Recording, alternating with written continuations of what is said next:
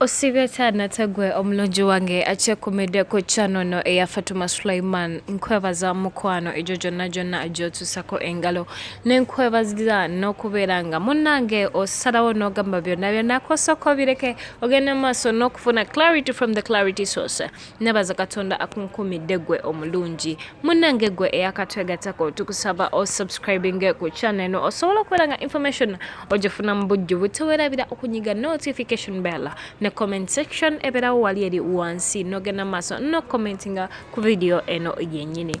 olunaku olwalelo tugenda okwogera ku munchala Sheillah Gashumba Rita kaggwa yavudeyo namu attacking ngaleta bwino omukambwe tugenda kubimanya mu masawo tugenda kwogera ku munchala Shiba Kalungi ye alowooza nti oluvanyuma lw'okuva mu team no sleep enjawulo nene nnyo gyagenda okubeera experiencing omukulu Lwasa ono socialite tumugeddeko ebintu ebyenjawulo munange ebibye bibi naye ngate ye omuchala Nabatanzi agamba uyo mwami fe ye yadde akwatiddwa fe tuli out saidi fe katujaguze era ye bunaye ebyo rasa okubeera nga bamukute tebimukwatirako dala yadde nakatini munange gwe omulungi ngoli naffe wano wenyini we tugenda okubeera nga te tutandikira nga ku mulundi guno nagamba clarity asokera wano abalala ne baliko bamufulumya newankubadde babera bafulumiza ebifanaganako ng'ebyaffe munange clarity ye wano tetwogera byanjwanjwa tetumala gogera tukuwa ekyo kyennyini ekituufu nga bwe kiri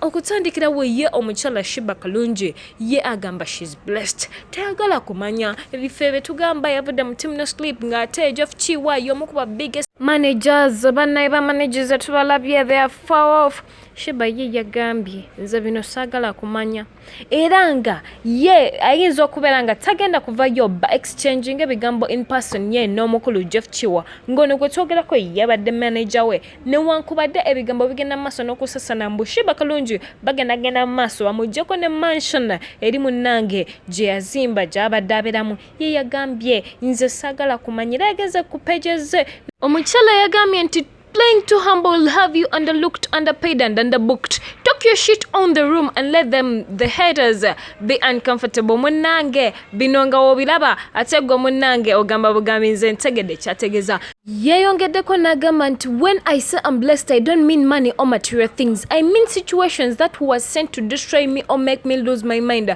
but I didn't even touch my soul. Munange ebintu bino bayinza okubeera nga tebavuddeyo nti bagambe Jeff wakola kino nze nakola kino what naye nga bwowuliriza communications zino ezigenda maaso n'okukolebwa omanya bumanya nti somewhere somehow something went wrong era nga bino byonna byongera okuprovinga nti omukyalo no Shiba Kalungi yapatinga ways ne manager we Jeff Chiwa munange ebigambo ye Jeff Chiwa tannabavayo kwogera naye nga byonna naye wanaabeera ziza omuliro ffe tujja kubikuwa kuba gwe mulimu gwaffe okubeera nga tukutusako the information that you exactly need to know munenga tuvuze kapalo netugendako Omugaga City Tycoon Socialite Emmanuel Lwasa bawa Angel munange omwami ono wetwogera video eyakolebwa ng'omwami ono alina gold gwe yali alaga nga gold ono omukulu ono alaga nti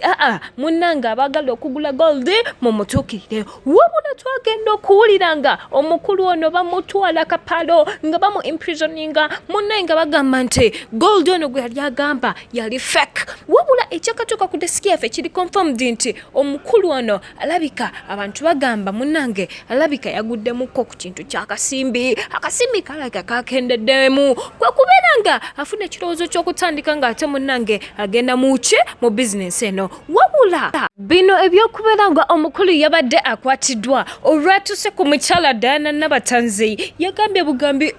ono bawa mukyala enjo gwe tugamba omukulu oyo katate ali mu bintu bya fake gold omukulu oyo abadde amberaberako akaseera konna omukulu ono munnaye jjukira abadde kumbiranye era nga yatuuka n'ogamba nti omukyala ono Nabatanzi Nabatanzi banaye yono omwaka gwa 2021 nagamba munaye amazima gali nti omukyalo ono Diana Nabatanzi mbu wekituuka ekyokubisiraani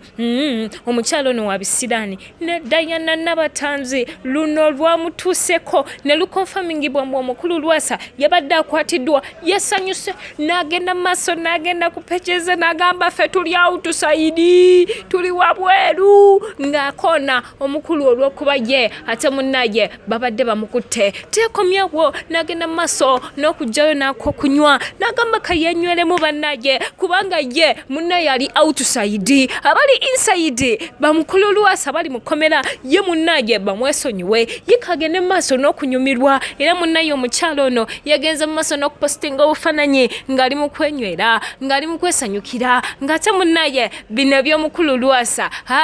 tebimukutteko yadde nakatini kyokka ekisinga okuwunyisa ye omukulu Lwasa yagamba nti nera ebyo bannaye twabimanyira kulu ye Lwasa agamba Mission Possible 2022 guno omwaka gwange Lwasa ndabye bannaye ate ku luno tuli ku byafeeke gololi omukulu ono bino byonna byonna yabyogedde ng'asinziira bwali ku pejeze naye ye omukyala Diana Nabatanzi era tekimuggyako kubeera nga bambi yagenza mu maaso n'okusanyuka wabula information yonna enabeera ekwatagana ku gold Lwasa gwe yabadde atunda n'ebyo ebigenda mu maaso byonna byonna nze nagamba omulimu gwange kukuwa that very information that you exactly need to know eyo tugenda kuvayo kikumi tugenda ewa mukyalo ono Sheillah